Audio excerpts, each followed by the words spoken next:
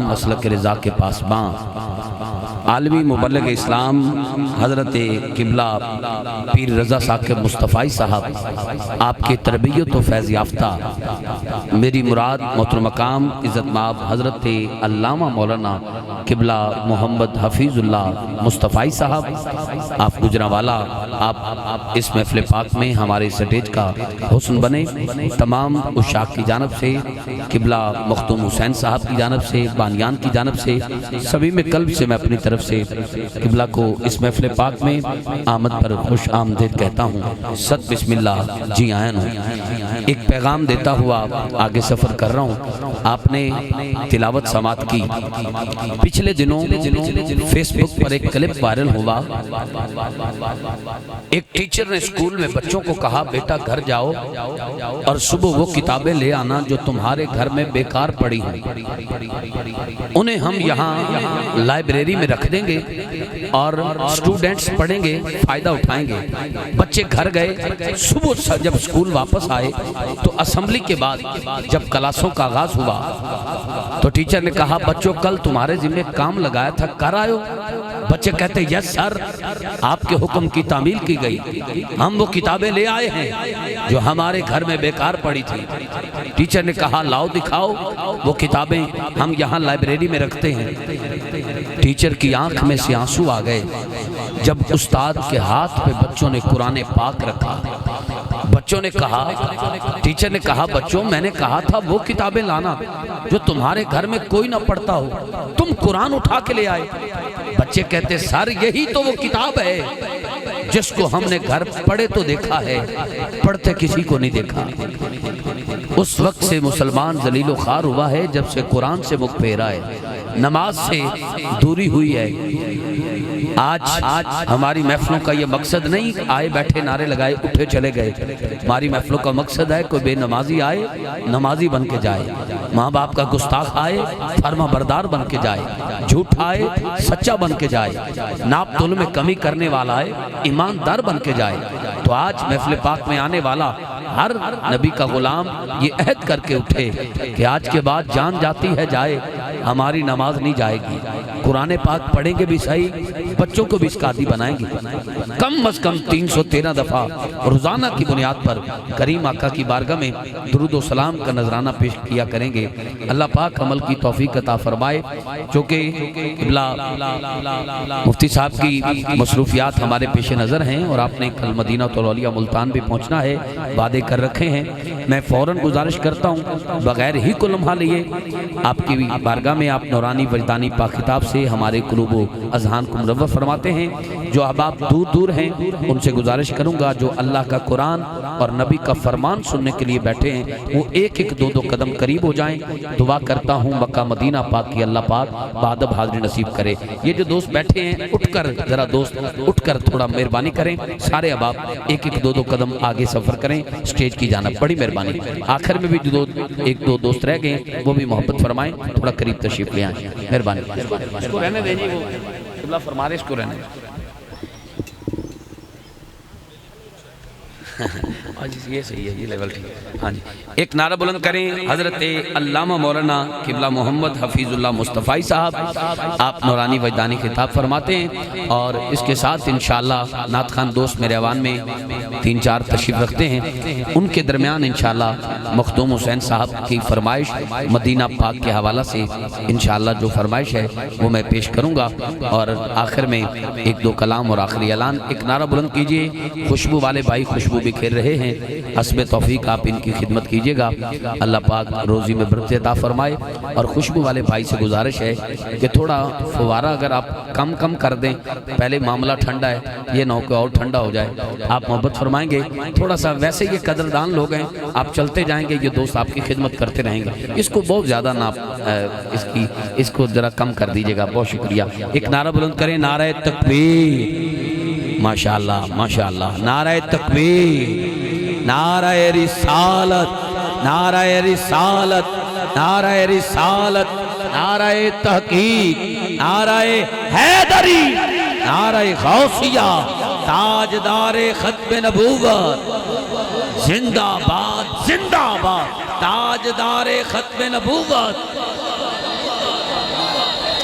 آپ سے گزارش ہے بادام کھایا کریں، آپ تھوڑا بھول جاتے ہیں۔ میں نے کہا تھا کہ تیسری بار تھوڑا زور لگا کے بولنا ہے، تاجدار ختم نبوت زندہ باد زندہ باد زندہ باد، لبیک لبیک لبیک یا رسول اللہ، لبیک لبیک لبیک یا رسول اللہ، لبیک لبیک۔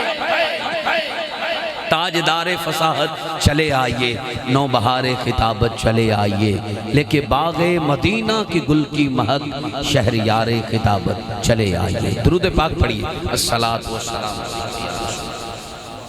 سادہ سا کر دیں جی، ایکو ڈلے بیس بند کر دیں۔ الحمدللہ رب العالمین، بسم اللہ الرحمن الرحیم، وَقَضَىٰ رَبُّكَ أَلَّا تَعْبُدُوا إِلَّا إِيَّاهُ وَبِالْوَالِدَيْنِ إِحْسَانًا، صدق اللہ العظیم۔ دروشی پڑھیے گا، الصلاۃ والسلام علیکہ یا رسول اللہ وعلی آلک واصحابک یا سیدی یا حبیب اللہ۔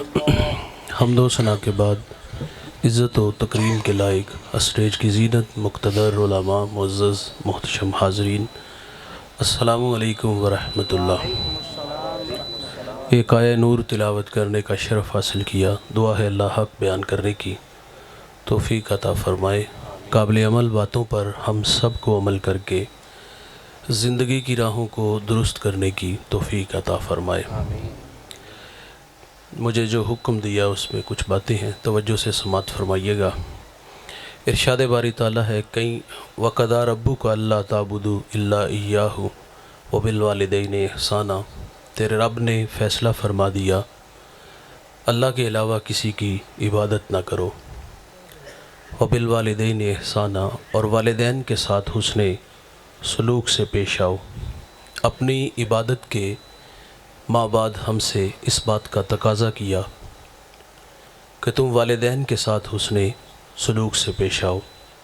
نبی رحمت صلی اللہ علیہ وسلم فرماتے ہیں، اللہ کی رضا والدین کی رضا میں ہے اور اللہ کی ناراضگی والدین کی ناراضگی میں ہے۔ جس نے ماں باپ کو راضی رکھا اس نے اللہ کو راضی کیا، اور جس نے ماں باپ کو ناراض کیا اس نے اپنے اللہ کو ناراض کیا۔ نشان لگائیے گا بھائی اس بیٹے پہ جو فرما بردار ہے، اور اس بیٹے پہ بھی نشان لگانا آپ کبھی بھی نہ بھولیے گا جو نافرمان ہے۔ آپ کو دنیا میں رزلٹ ملے گا، فرما بردار بیٹا جیے گا شان سے، مرے گا ایمان سے، اور جو نالائق ہوگا، نافرمان ہوگا، خدمت سے جی چرانے والا ہوگا، وہ دنیا میں بھی ذلیل ہوگا، اور جب داور محشر جو قیامت کا منصف ہے اس کے سامنے جائے گا تو سر پر عزت کی دستار نہیں ہوگی بلکہ ذلت و رسوائی کا سامنا کرنا پڑے گا۔ سیدھی سی بات ہے جوانوں، اگر عزت سے جینا ہے تو ان بوڑھوں کی عزت کرو، اور اگر یہ ہم سے روٹھ کے چلے گئے تو عرش کا رحمان ہمیں کبھی بھی معاف نہیں کرے گا۔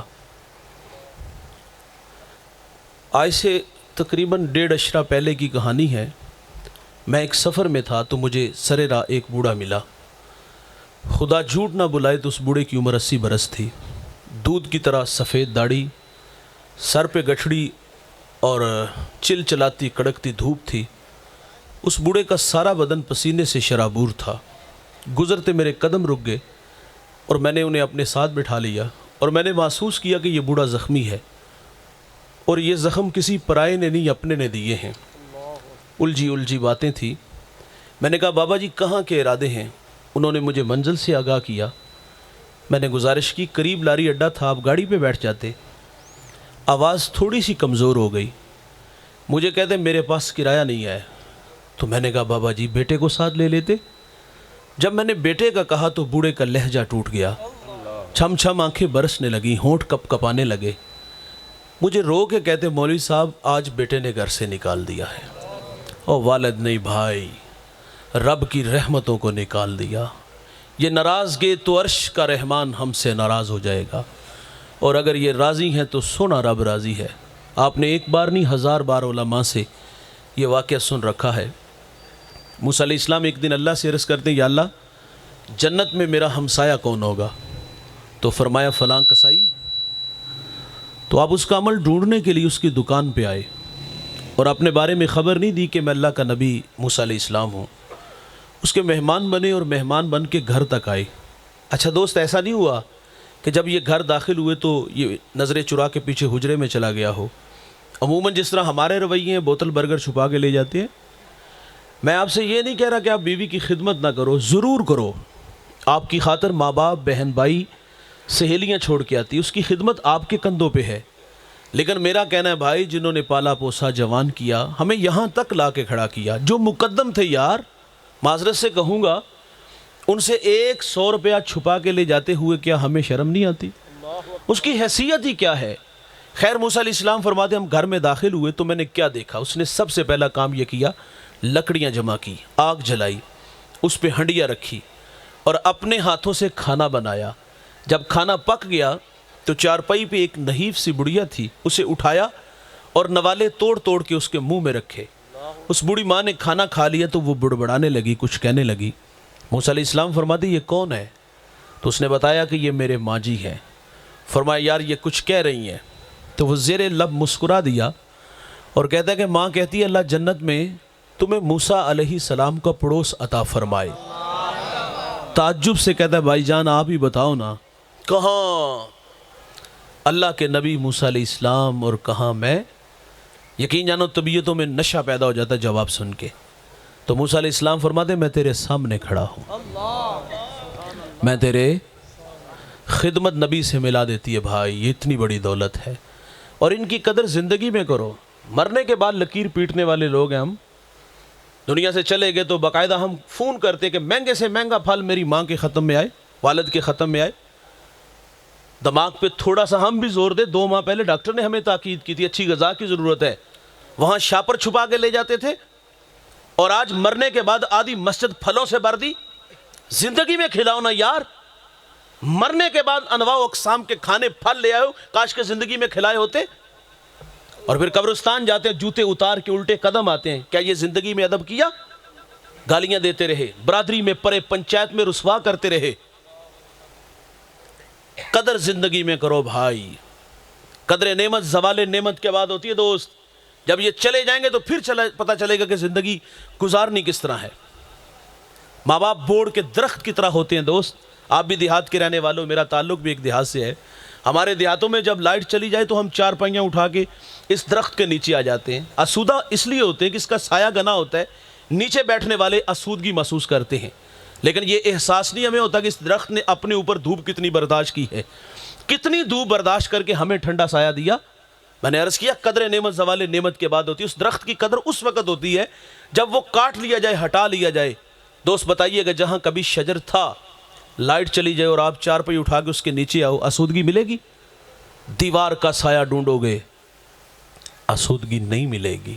اور بھائی، ماں باپ بوڑ کے درخت کی طرح ہوتے ہیں، یہ سارے زمانے کے دکھ آزمائشیں اپنے اوپر لے لیتے ہیں، لیکن اپنی اولاد کو تتی ہوا نہیں لگنے دیتے۔ میں رات کا مسافر ہوں، اکثر لیٹ گھر جاتا ہوں۔ میں جب بھی کسی بڑے شہر سے گزرتا ہوں رات 2-3 بجے تو میں دیکھتا ہوں فیکٹریوں سے، کارخانوں سے جوان بوڑھے کام سے فارغ ہو کے گھروں کی طرف جا رہے ہوتے ہیں۔ جوانوں کو دیکھ کے تعجب نہیں ہوتا، بات سمجھ میں آتی ہے، یہ کچھ خواب سپنے رکھتے ہیں۔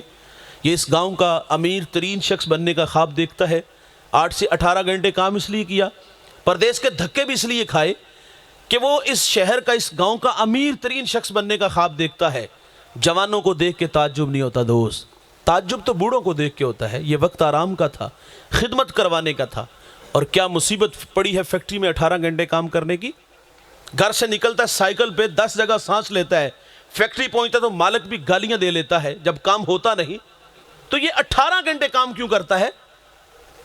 یہ احساس روکتا ہے کہ یار پیٹ لگا ہے، اس کی بھی تو آگ بجھانی ہے، شاید کہ اس کے لیے اتنی دوڑ۔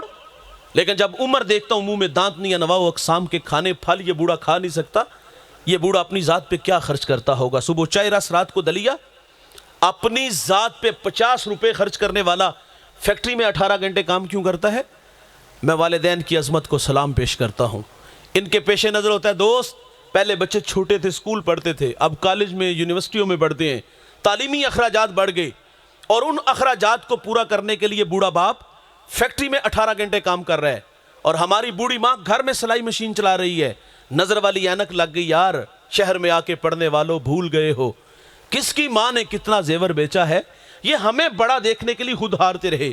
اچھا ان کے پیش نظر یہ بھی ہوتا ہے کہ ہم پڑھے لکھے نہیں, کل کو ہمارے بچے ہماری جگہ پہ نہ آ کے کھڑے ہوں, خود ہارتے رہے. لیکن ساتھ افسوس دوست, ہم بڑے ہوئے تو ماں باپ چھوٹے ہو گئے. ہاں تعارف کراتے بھی شرماتے ہیں.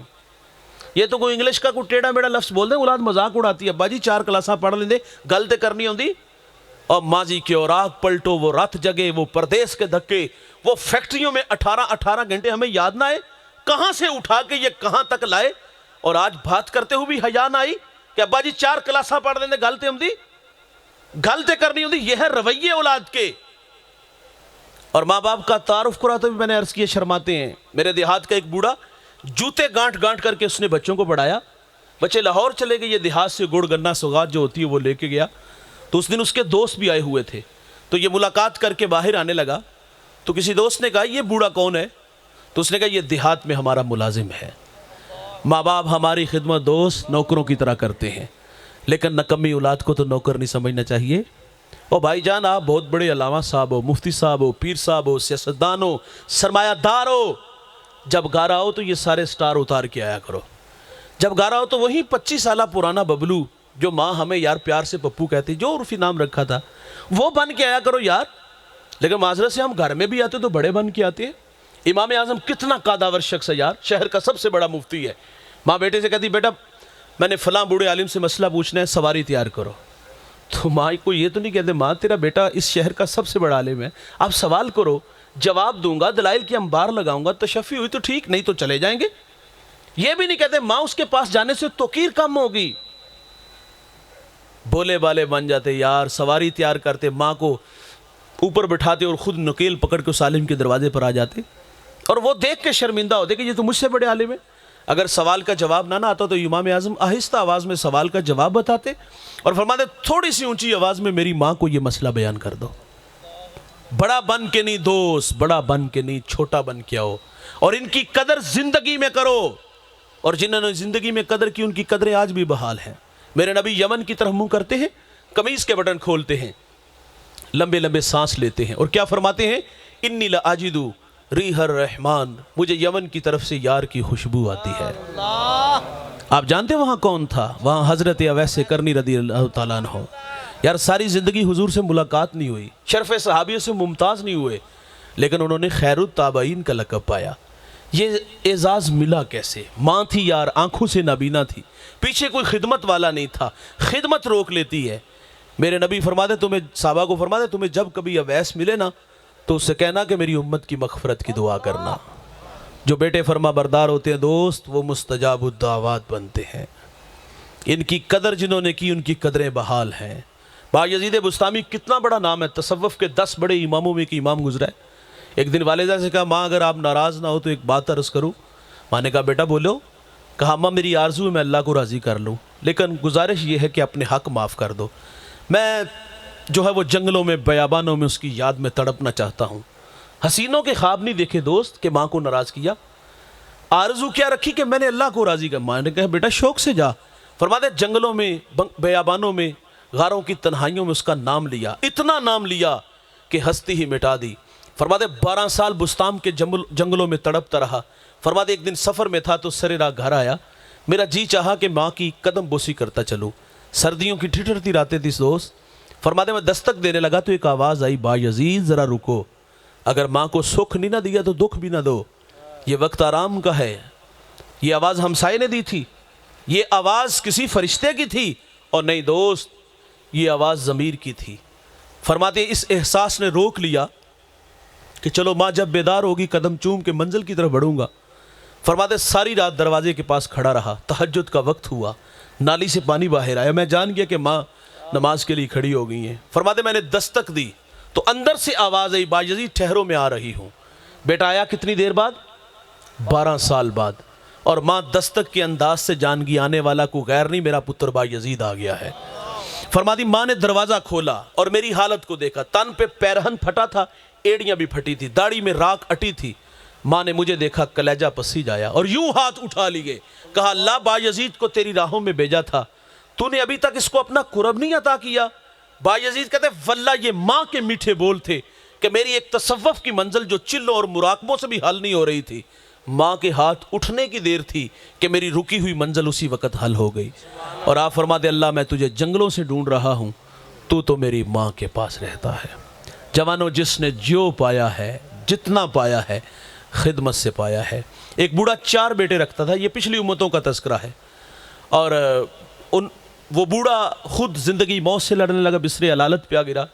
और आप जानते हो औलाद और वालिदैन के माबैन जो राब्ता है कितनी देर रहता है? जब तक हम वालिदैन से अपनी ज़रूरियात पूरी करते हैं उतनी देर तक वालिदैन से हम राब्ते में रहे। लेकिन जब हम खुद पर पुर्जे निकालते हैं, कमाने के काबिल होते हैं, तो फिर वालिदैन के साथ हमारा राब्ता तकरीबन ख़त्म हो जाता है।